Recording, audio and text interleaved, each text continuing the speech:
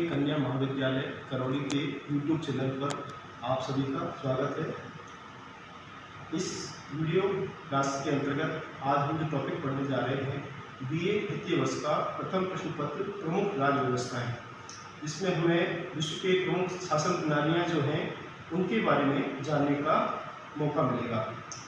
इस क्रम में सबसे पहले हम बात करते हैं ब्रिटेन के संविधान की। ब्रिटेन के संविधान की बात शुरू करें उससे पहले हमें ये जानना जरूरी होता है कि संविधान कहते किसे हैं।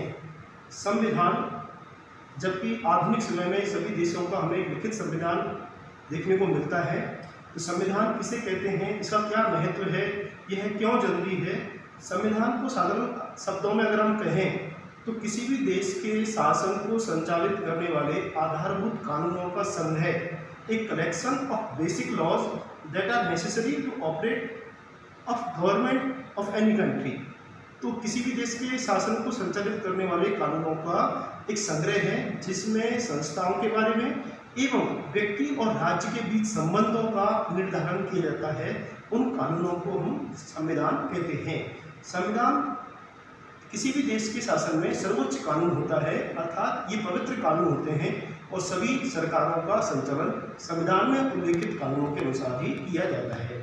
तो आज आधुनिक समय में सभी देशों का अपना एक संविधान है। तो हमें सबसे पहले हम बात करना चाह रहे हैं ब्रिटेन के संविधान की। ब्रिटेन का संविधान क्यों जरूरी है, क्या इसकी ऐसी विशिष्टताएं हैं जो राजनीति विज्ञान के विद्यार्थी होने के नाते हमें इन्हें जानना जरूरी होता है। ब्रिटेन के संविधान में कुछ ऐसी विशेषताएं हैं जो दुनिया में पहली बार काम में ली गई और बाद में दुनिया के दूसरे देशों ने इन्हें अपनी शासन प्रणालियों में स्वीकार किया। जैसे एक उदाहरण के तौर पर हम बात कर सकते हैं संसदीय प्रणाली। ये संसदीय प्रणाली ब्रिटेन के संविधान की देन मानी जाती है और दुनिया के दूसरे देशों द्वारा इस संस्थात्मक व्यवस्था को अपने यहाँ स्वीकार किया गया। तो जब तक हम ब्रिटेन के संविधान को विशेषताओं को नहीं जानेंगे तो ये हमारे लिए जानना जरूरी हो जाता है। तो ब्रिटेन के संविधान का उद्भव कैसे हुआ, कैसे इसका विकास हुआ। देखिए, ब्रिटेन के संविधान जो है एक विकास का परिणाम है।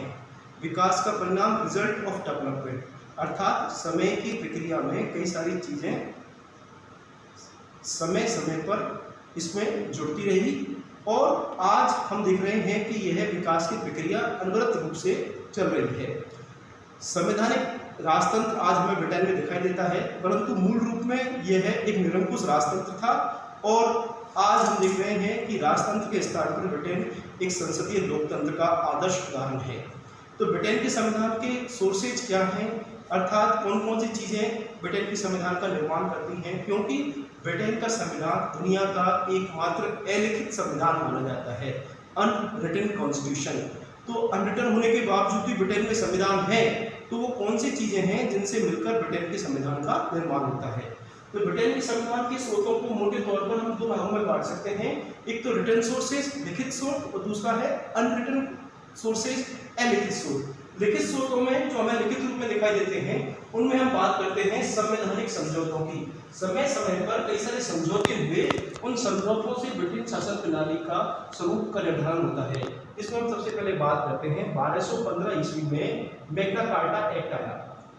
इस मैग्ना कार्टा एक्ट में क्या तय किया गया, इस मैग्ना कार्टा समझौते में यह तय किया गया कि राजा की शक्तियां सीमित की गई, सामंतों एवं जनता को कुछ अधिकार प्रदान किए गए। तो यहाँ देख रहे हैं कि राजा का उत्तरदायित्व निर्धारित किया गया।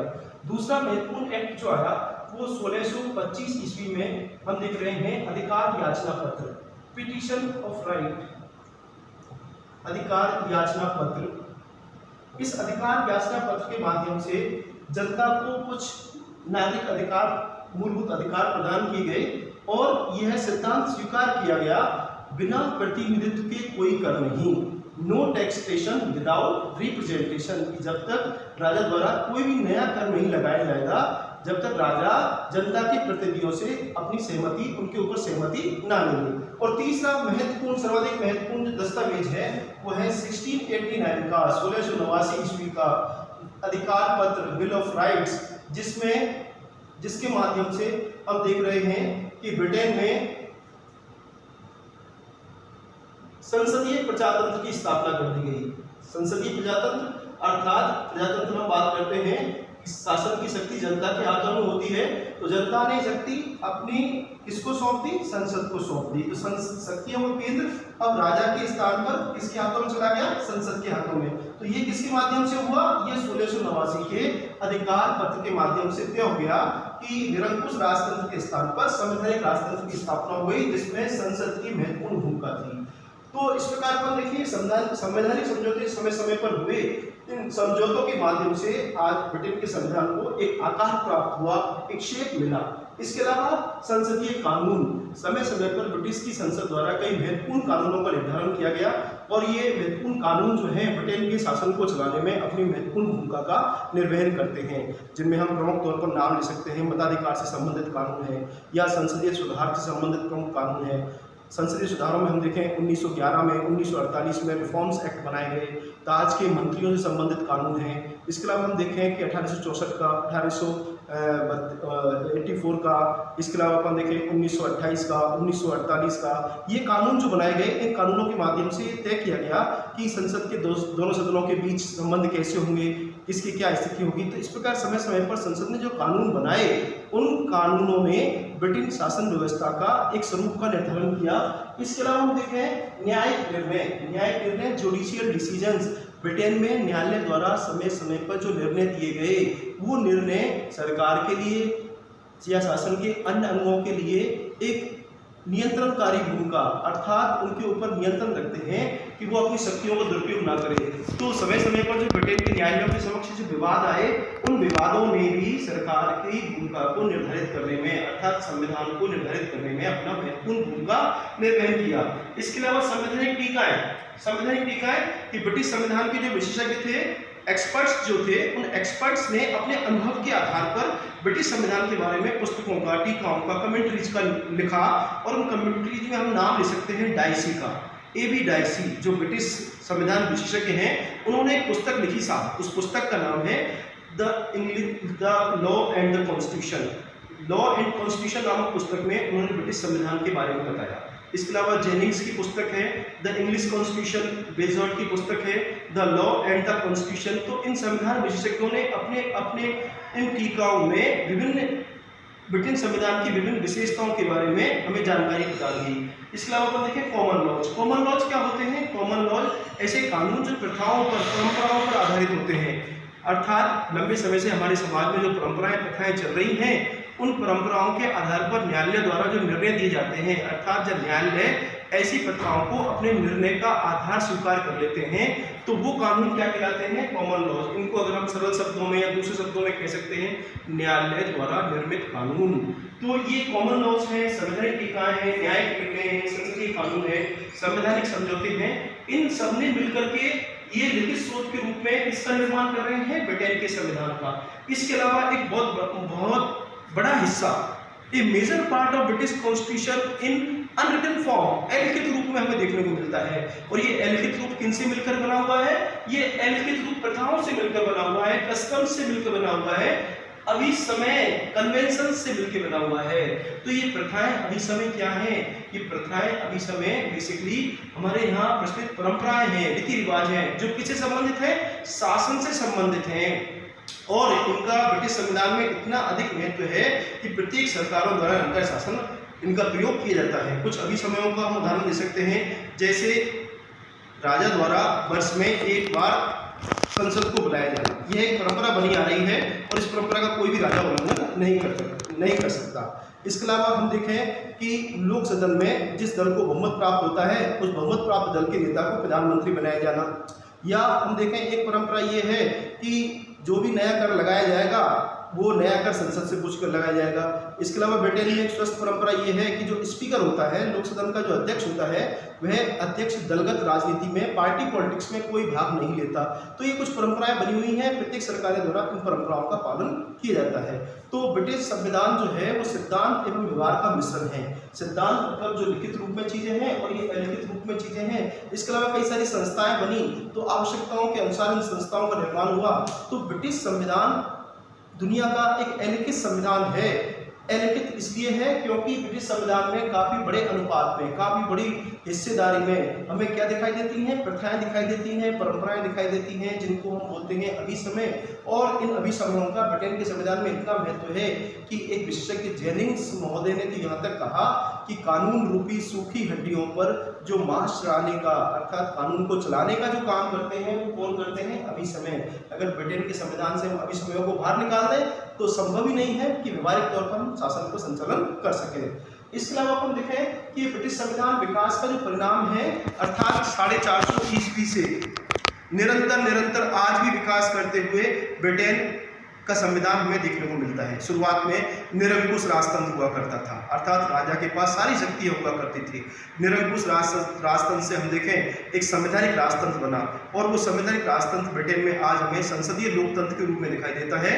अर्थात नागरिक अधिकार दिखाई देते हैं, सरकारें जनता के प्रति उत्तरदायी दिखाई देती हैं, और ये सब विशेषताएं ऐसी हैं जो हमें ब्रिटेन के संविधान का अध्ययन करने के लिए प्रेरित करती हैं, आकर्षित करती हैं। तो what are the salient features of British constitution, तो हम एक एक करके ब्रिटिश संविधान की विशेषताओं के बारे में बात कर रहे हैं। सबसे महत्वपूर्ण विशेषता जो संविधान की है, ब्रिटेन के संविधान की, वो एक ये है कि ब्रिटेन का संविधान दुनिया का एकमात्र कैसा संविधान है साहब, अलिखित संविधान। अगर हम ब्रिटेन के संविधान की कोई लिखित प्रति ढूंढने जाए, देखने जाए, तो हमें सफलता प्राप्त नहीं होगी। अर्थात ऐसी कोई पुस्तक नहीं मिलेगी जिसे हम नाम दे सकें किसका, ब्रिटेन के संविधान का। तो ये अलिखित क्यों है, क्योंकि इसमें काफी बड़ी मात्रा में किसका भूमिका है, अभिसमयों की भूमिका है। और आधुनिक समय में जब सभी देशों में संविधान सभा बनी, उस संविधान सभाओं ने संविधान का निर्माण किया, पर ब्रिटेन में ऐसा कभी नहीं हुआ कि संविधान सभा बनी हो और उसने एक निश्चित समय में संविधान का निर्माण किया हो।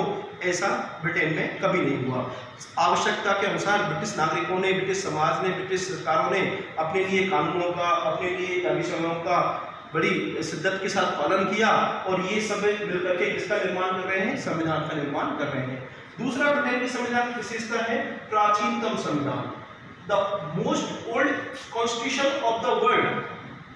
अर्थात 450 ईस्वी में हमें शासन प्रणाली की विशेष व्यवस्थाएं यहाँ शुरुआत हो चुकी थी, और 450 ईस्वी से लेकर के हम निरंतर आज देख रहे हैं 21वीं शताब्दी में ब्रिटिश संविधान में निरंतर विकास की प्रक्रिया जारी है। अर्थात बड़ा गतिशील संविधान है, मोबाइल कॉन्स्टिट्यूशन है, समय के साथ चलने वाला कॉन्स्टिट्यूशन है।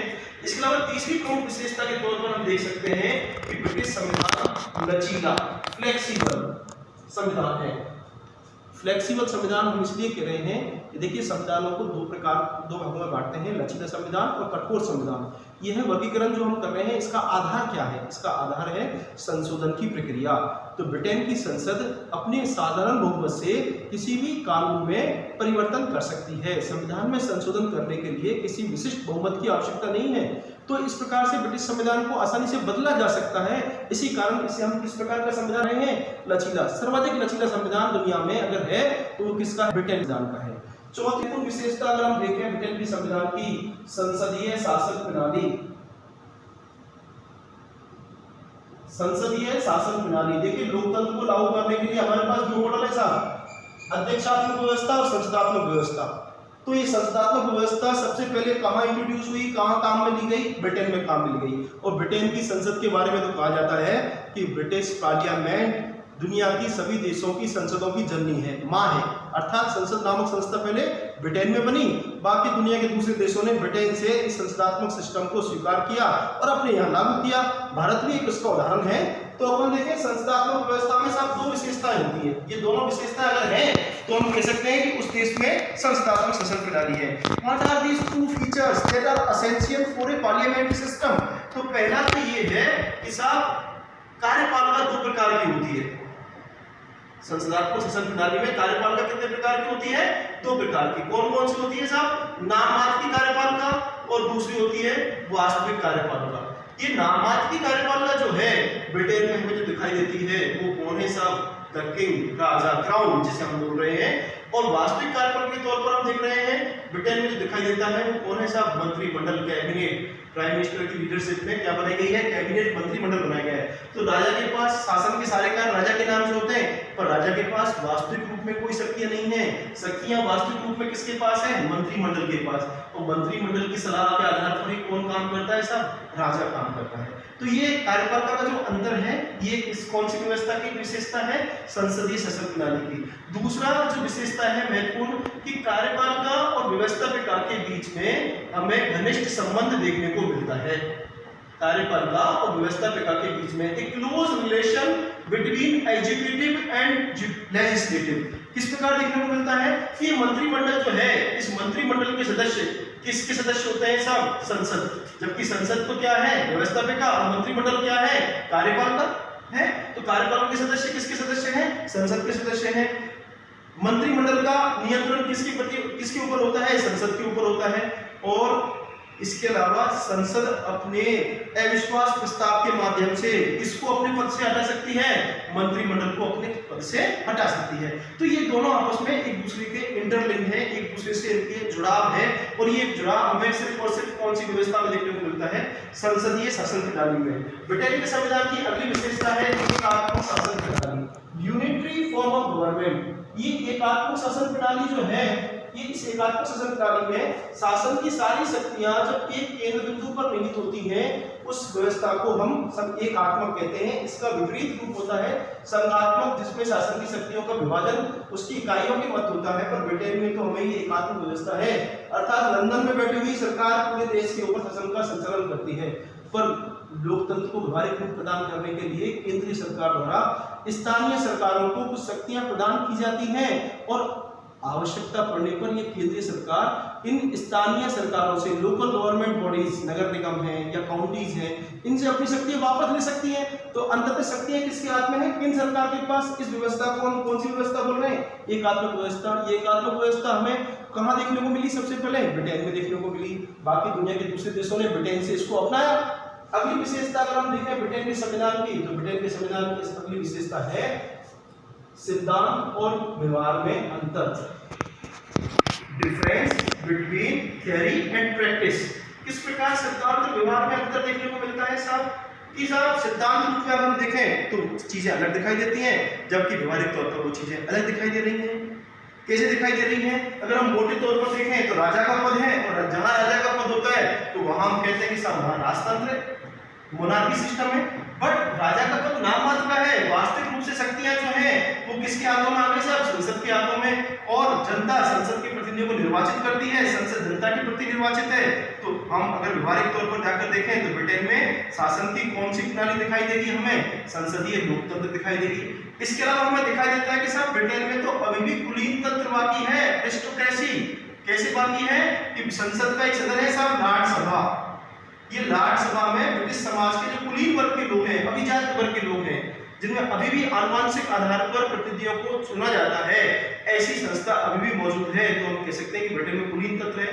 पर देखिए सिद्धांत में तो ये दिखाई दे रहा है राजतंत्र कुलीन तंत्र, पर व्यवहार में पूरी तरह से purely parliamentary form of government, democracy हमें देखने को मिल रही है। और कई बार कहा जाता है कि ब्रिटेन का जो शासन प्रणाली है वो वहां हम देख रहे हैं कि एक रिपब्लिक, राजा का पद जो है वो किसमें कन्वर्ट हो चुका है, किसमें परिवर्तित हो चुका है, पूरी तरह से एक गणतंत्र में। क्योंकि राजा की एक भूमिका जो है वो एक रबर स्टैंप की तरह है, सिर्फ उसको नाम मात्र की शक्तियां प्राप्त हैं। इसके अलावा हम देखें ब्रिटिश शासन प्रणाली में हमें दिखाई देता है द्विदलीय व्यवस्था, टू पार्टी सिस्टम। देखिए ब्रिटेन में पार्टी बनाने का अधिकार सभी को है, और 6-7 पार्टी हमें पॉलिटिकल पार्टी हमें दिखाई देती हैं, परंतु मुख्य भूमिका जो है वो 2 दलों के बीच में ही है, प्रतिस्पर्धा जो रहती है, और इससे संस्थात्मक व्यवस्था को स्थायित्व भी प्राप्त होता है। ब्रिटेन में पार्टी अनुशासन की बात करें, पार्टी डिसिप्लिन की बात करें, सरकार के स्थायित्व की अगर हम बात करें, या हम देखें कि साहब जो दलों की सदन में भूमिका होती है, विपक्ष की भूमिका अगर हम देखें तो ये हमें एक आदर्श रूप में दिखाई देती है। तो ये जब ही संभव है जब 2 दल प्रधान हो राजनीति में। तो ब्रिटेन में 2 दल कौन कौन से प्रमुख तौर पर हमें दिखाई देते हैं, एक तो लेबर पार्टी दिखाई देती है साहब, श्रमिक दल दिखाई देता है, दूसरा है कंजर्वेटिव पार्टी, अनुदार दल। तो इन दोनों दलों के बीच में स्वस्थ प्रतिस्पर्धा होती है चुनावों में, और जिसको बहुमत प्राप्त होता है उसकी सरकार बन जाती है। तो इस प्रकार हम देखें द्विदलीय व्यवस्था ब्रिटेन के संविधान की विशेषता है। इसके अलावा अपन देखें ब्रिटेन के संविधान की एक ऐसी विशेषता है जो कि दुनिया के दूसरे देशों द्वारा भी अपनाई गई, और वो विशेषता है कौन सी सब? रूल ऑफ लॉ, विधि का शासन। इस रूल ऑफ लॉ के कॉन्सेप्ट का प्रतिपादन ब्रिटेन के एक बड़े बड़े विधि विशेषज्ञ सर एवी डाइसी, इस नाम को आप थोड़ा सा मेमोराइज कर लें, याद कर लें, डाइसी, क्योंकि इसके ऊपर कई सारे प्रश्न पूछे जाते हैं।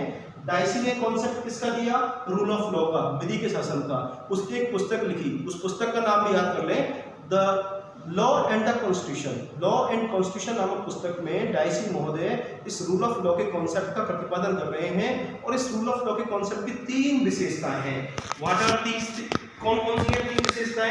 एक तो साहब शासन का जो आधार होता है, उस शासन का आधार क्या होता है? कानून होता है। अर्थात शासन जो चलाया जाएगा वो किससे चलाया जाएगा? कानून से। शासक की इच्छा से कानून नहीं चलेगा, सरकार नहीं चलेगी, अर्थात सरकार किससे चलेगी? कानून से चलेगी। दूसरी विशेषता होती है कानून सबके लिए कैसे होंगे साहब? समान। समान न्यायालय होंगे, समान कानून होंगे, अर्थात व्यक्ति के बीच कोई अंतर नहीं किया जाएगा। किसके द्वारा? कानून के द्वारा। कानून सबके लिए कानून समान होंगे। और तीसरी महत्वपूर्ण विशेषता है जो न्यायालय द्वारा निर्णय किए जाएंगे, वो न्यायालय द्वारा निर्णय संवैधानिक सिद्धांतों के रूप में काम करेंगे, अर्थात उन न्यायालय के निर्णयों का सभी सरकारों द्वारा क्या किया जाएगा? पालन किया जाएगा। तो ये 3 विशेषताएं मिलकर के शासन का संचालन कानून द्वारा हो, सबके लिए एक जैसे कानून हो, एक जैसे न्यायालय हो, और न्यायालय द्वारा प्रतिपादित सिद्धांत किसका काम करते हैं? संवैधानिक सिद्धांतों का काम करते हैं। ये 3 विशेषताएं मिलकर के किसका निर्माण कर रही हैं? रूल ऑफ लॉ का। और ये रूल ऑफ लॉ अपने आइडियल फॉर्म में हमें ब्रिटिश कॉन्स्टिट्यूशन में देखने को मिलता है। तो बाकी दुनिया के दूसरे देशों ने इस रूल ऑफ लॉ को अपने यहाँ फॉलो किया, और आज भी हम देख रहे हैं कि ये शासन का एक महत्वपूर्ण आधार है। भारत में भी हमने इसे अपनाया है। इसके अलावा ब्रिटेन के संविधान में विशेषता दिखाई देती है, वो है सब अभिसमयों का महत्व। अभिसमयों का महत्व देखिए ना, दुनिया के सभी देशों के संविधान में एक काफी हिस्सा, बड़ा हिस्सा अनरिटन होता है, अलिखित होता है।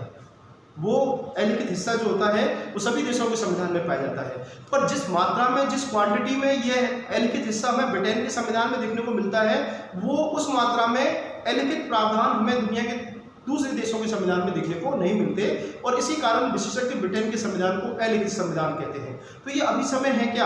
अभिसमय शासन को संचालित करने वाली वो अलिखित परंपराएं हैं जो कि सरकार के संचालन को प्रभावित करती हैं। ये परंपराएं एक पीढ़ी से दूसरी पीढ़ी में स्थानांतरित होती हैं।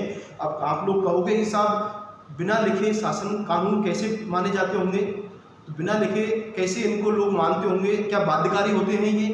हैं? तो देखिए साहब, इनकी बाध्यकारिता या इनके पालन के पीछे ब्रिटिश लोगों की जो राजनीतिक चेतना है वो महत्वपूर्ण है। अर्थात लोगों की राजनीतिक चेतना और वहाँ के जो राजनेता हैं, पॉलिटिशियंस हैं, उनका राजनीतिक विवेक इतना प्रबल है, प्रबुद्ध है कि वो इनके महत्व को समझते हैं। किनके महत्व को? अभिसमयों को, जो कैसे है? अलिखित है। तो इन अलिखित परंपराओं को प्रत्येक सरकार द्वारा पालन किया जाता है, और हम देख रहे हैं कि इनके आधार पर ब्रिटेन का संविधान जो है बड़ी आसानी से सरकारें काम करती हैं, बड़ा क्रियान्वयन बड़ी आसानी से होता है, और इनका महत्व आज भी बना हुआ है। जैसे मैंने कुछ अभी समय आपको उदाहरण दिए थे कि संसद का एक सत्र बुलाया जाएगा। अगर राजा इसका उल्लंघन करता है, मान लीजिए साल में एक बार भी संसद नहीं बुलाता, तो बजट कैसे पास होगा? बजट पास नहीं होगा तो सरकारें अपना खर्च कैसे करेंगी? राजा को पैसा कैसे मिलेगा? बजट कैसे मिलेगा? तो बजट साल में एक बार सदन बुलाना जरूरी है। लोक सदन का जो बहुमत प्राप्त दल है उसको प्रधानमंत्री बनाया जाएगा, कैबिनेट संसद के प्रति उत्तरदायी होगी। तो ये कुछ परंपराएं हैं, ये परंपराएं ब्रिटेन के संविधान में महत्वपूर्ण है, और इसलिए इनका प्रत्येक पीढ़ी पालन कर रही है, लंबे समय से कर रही है। तो ये बहुत महत्वपूर्ण विशेषता है अभिसमय के बारे में, और इसके ऊपर एक डिटेल चैप्टर हम आगे की वीडियोस में आपसे शेयर करेंगे। इसके अलावा ब्रिटेन के संविधान की महत्वपूर्ण विशेषता है कि ब्रिटेन एक धर्मनिरपेक्ष राष्ट्र है, सेक्युलर कंट्री। देखिए, धर्मनिरपेक्ष राज्य किसे कहते हैं? ऐसा राज्य जो नागरिकों के बीच धर्म के आधार पर कोई अंतर ना करे, no difference on the basis of religion, that type of state called secular state. तो ब्रिटेन में भी ऐसा ही है कि नागरिकों के बीच धर्म के आधार पर कोई अंतर नहीं किया जाता। पर ब्रिटेन में एक परंपरा है, बाद में संसद ने कानून के माध्यम से तय कर दिया कि ब्रिटेन में अगर कोई राजा बनेगा तो राजा जो बनेगा वो कैथोलिक मत को मानने वाला नहीं होगा, अर्थात प्रोटेस्टेंट मत को मानने वाला होगा। ये राजा के प्रति लोगों की श्रद्धा है, इसलिए ये परंपरा लोग पालन कर रहे हैं। बाकी वहाँ की सरकारों द्वारा नागरिकों को धर्म के आधार पर कोई बंदिशें नहीं है, अर्थात सभी को धार्मिक स्वतंत्रता का अधिकार है कि प्रत्येक व्यक्ति अपनी अंतःकरण को अपने विश्वास के आधार पर अपने धार्मिक क्रियाकलाप आचरण कर सकता है और राज्य भी व्यक्ति व्यक्ति के बीच धर्म के आधार पर कोई अंतर नहीं करता है। तो धर्मनिरपेक्ष राष्ट्र है। इसके अलावा आप देखें ब्रिटेन की संविधान की विशेषता कि ब्रिटेन के संविधान में नागरिक अधिकार, मूल अधिकार, फंडामेंटल राइट्स, देखिए साहब आधुनिक समय में सभी देशों के लिखित संविधान है और उन संविधानों में एक विशिष्ट भाग किसके ऊपर लिखा हुआ है, मूल अधिकारों के ऊपर। जैसे भारत के संविधान में हम देखें, संविधान में ही मूल अधिकारों का उल्लेख कर दिया गया, पर ब्रिटेन के संविधान तो लिखा हुआ नहीं है, फिर वहां कहाँ लिखे होंगे मूल अधिकार?